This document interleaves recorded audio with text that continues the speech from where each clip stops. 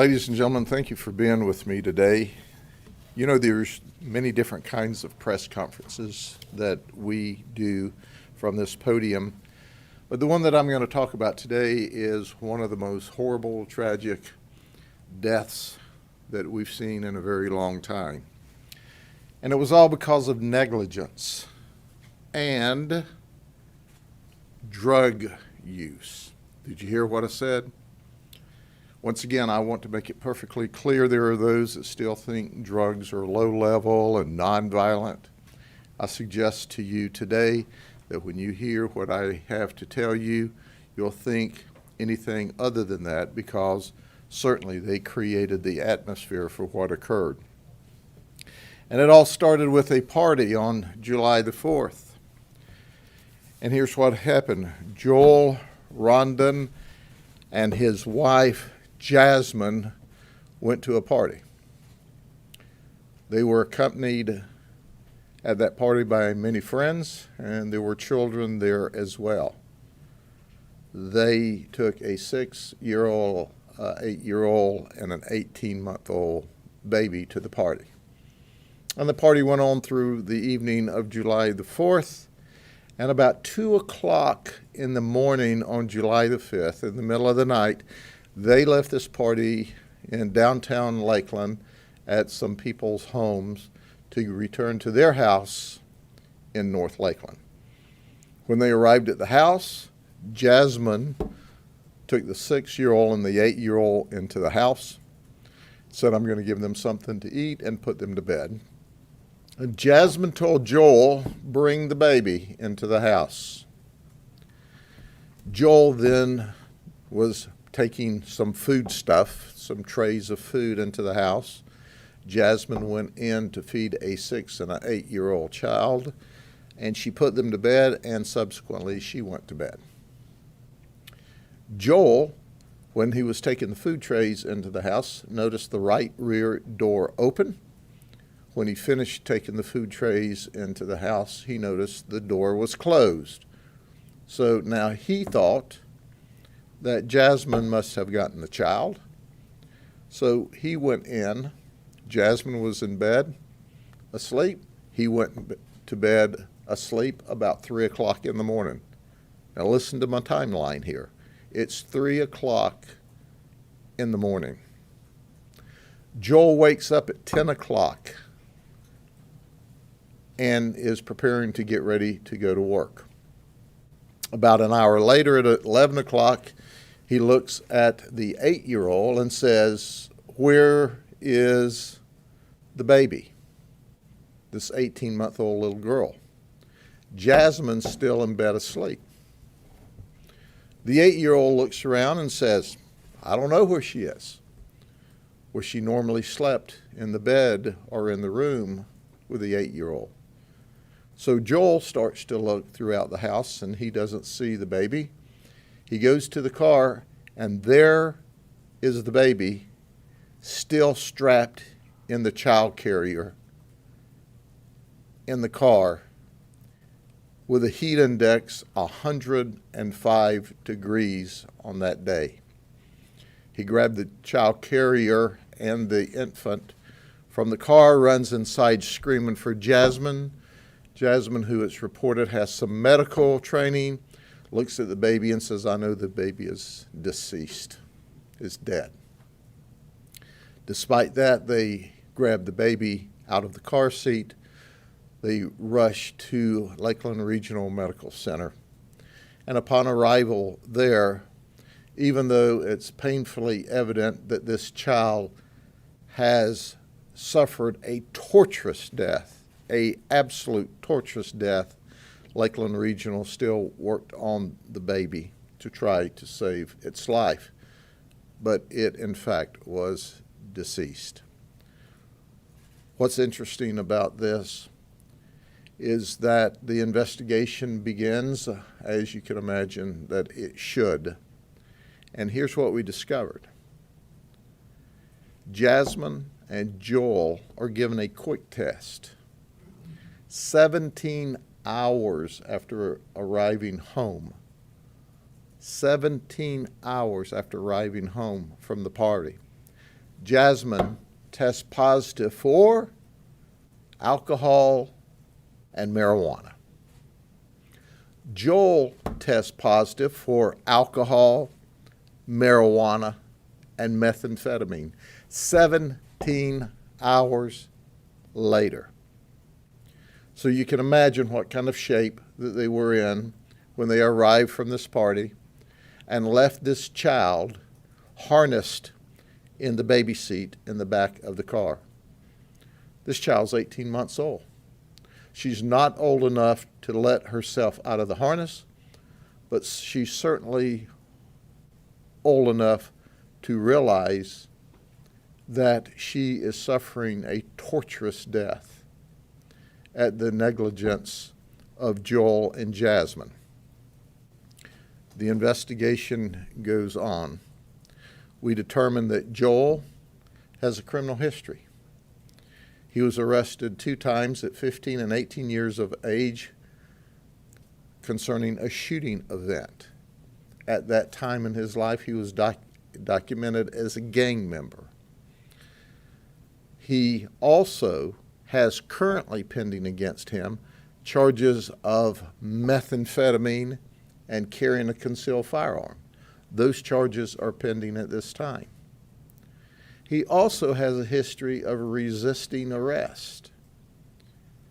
And now our detectives this afternoon are adding the criminal charge of aggravated manslaughter of a child, which is a first-degree felony. Jasmine doesn't have a criminal history, but she does now. She's been charged with aggravated manslaughter of a child. Now, interestingly enough, when the investigation began by our detectives, after the hospital tried life-saving maneuvers, which includes cooling the baby down, when we started our investigation at like 2:30, 3 o'clock in the afternoon, after the life-saving measures, after the body being cooled down, the baby still had a core temperature of 104.4 degrees. And this was like 3 hours after the baby was taken out of the hot car. 3 hours after the baby was taken out of the hot car and the hospital tried to cool the baby down. This rips your heart out. There's no other way to explain it. We all have or had children or grandchildren, or both obviously, or nieces or nephews that have been 18 months old, and we know how vibrant they are, how active they are, but how fragile they are. And this child, from 3 o'clock in the morning until she was discovered, was harnessed and could not get away from this. The investigation's ongoing. The child otherwise was healthy in that it was not deprived of food. The other children are not deprived of food. This is not an accident. This is pure negligence. And I suggest to you the core of the negligence is the abuse of drugs and the use of drugs. And who suffered? Who died? The 18-month-old baby. So don't ever tell me that these drugs are low level and nonviolent, because they're at the core of why this child is dead today. Are there any questions? Sheriff, can you tell us just any sense of remorse that those parents have? I mean, no matter how much you convict them, they're going to convict themselves. Well, they are remorseful that the child's dead. And the investigation goes on at this time. But I think the real remorse will be tonight when they're sitting in the county jail in an air-conditioned environment by themselves, thinking it's nice and cool here when my baby baked to death because of my negligence and my use of drugs. and they will and have to be held accountable for such horrible conduct. Any sense of, oh, I'm sorry, any sense of knowing that it was 3 o'clock in the morning, so there was some time when the baby was just in there and was okay. Any sense of what temperature, how long the baby suffered in that time when the temperatures really got to that point? Where Certainly the overnight temperatures are in the 70s, high 70s. And by sunrise and a little after, you're into the 80s, and then it jumps up into the 85 and 90 by 10 o'clock, 11 o'clock. The heat index we estimate to be at 105, so it was probably 94, 95 degrees. The car was outside, not in a garage, not under a tree, not under any shade at all. And obviously, we will try to recreate with the same temperatures the heat of the car. Research shows us that the temperature of the car could have been anywhere between 130 and 170 degrees at that time. And Sheriff, we've been only talking about this record heat right now. Can you just talk about how dangerous it is, and just a warning for other parents right now to make sure that this doesn't happen again in our community? Well, absolutely. There has been record heat here. In fact, something that I don't normally do, I sent out all mails to my deputies who wear bulletproof vests, to say, hey, you have to start hydrated and you have to stay hydrated all day long. When it's 95, 96 degrees, the heat index is 105, 106, as we know that you all have reported. It is brutally hot for everyone under the best of circumstances. And then this child is shut in the car, obviously with no movement of air, with it becoming hotter and hotter and hotter as the morning went on. And you just can't, there aren't words to explain this. And Jasmine's still in bed asleep. She still in bed asleep. Has no idea that her baby is in the shape it's in. Where are the other 2 children at the moment? The other children are with other relatives. DCF obviously has been notified and is doing a parallel investigation. They responded immediately. DCF works really, really close and really, really well with us, and their response was immediate. Can you tell us where that North Lakeland home is? I don't have that information with me, but our folks can get you to the area of that. Okay? Question with Joel being mentioned as age. Do you know his current age? Joel is 33, and so is Jasmine. Joel works for a subcontractor, loads and unloads trucks. And with Jasmine, can you speak to her medical training? She said she had some medical training. We don't know anything past that at this stage of the investigation. We worked with them yesterday throughout the mid-afternoon and evening hours, and then this morning we started the investigation. So we're still relatively new into this investigation. And when you bring these kinds of charges, there's certain processes that you have to go through, and we've obviously worked with our state attorney's office. I've told you before, Brian Haas is simply the best state attorney in the world, and his office has worked very closely with us, and they're equally concerned as to the negligent treatment of this child. The takeaway from the sheriff when people dealing with transporting children or animals, pets in their cars this time of year? Well, clearly that the new cars even have devices that tells you check the back seat.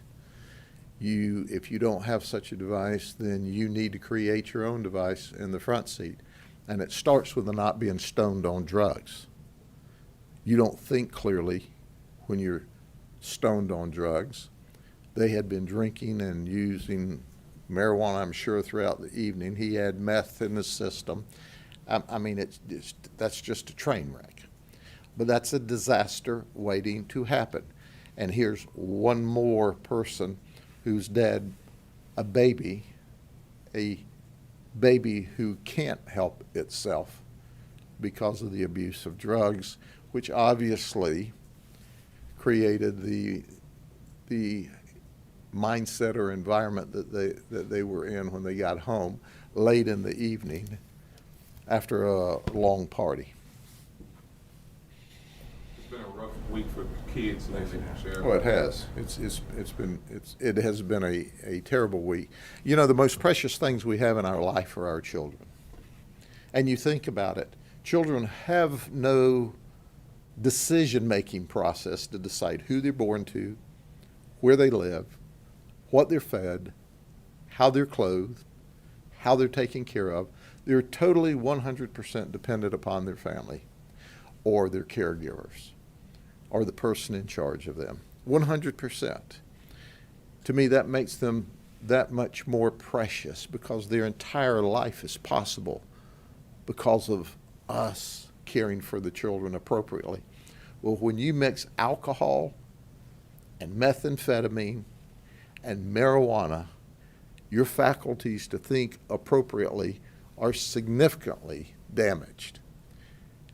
And that mixture of alcohol and that failure to communicate and make sure that they got the food in the house, but they didn't get the baby in the house. Was their BAC level at a point where it was legally drunk, or what was it? It was 17 hours later, though. What they call this is a quick check, and this was 17 hours after. Now, we preserved also blood that we'll send to the lab and do some more forensic workup, but it just really upsets me that this child should have grown and flourished and grown into a productive teenager and adult, and now she won't have the opportunity to do that. Is there any way for law enforcement to determine their levels at the time the incident happened? Is that just something that you just... No, you won't be able to, but the fact that it is actively in their system, and they admitted to us, by the way, that they drank alcohol and smoked marijuana. You know, that drug that people want to legalize because it's not bad after all. I think we've shown where the abuse of alcohol and marijuana, and add in meth for Joel, is dangerous. It's deadly. It didn't have to be this way. Anything else? Thank you, Sheriff. Thank you very much. Have a good day.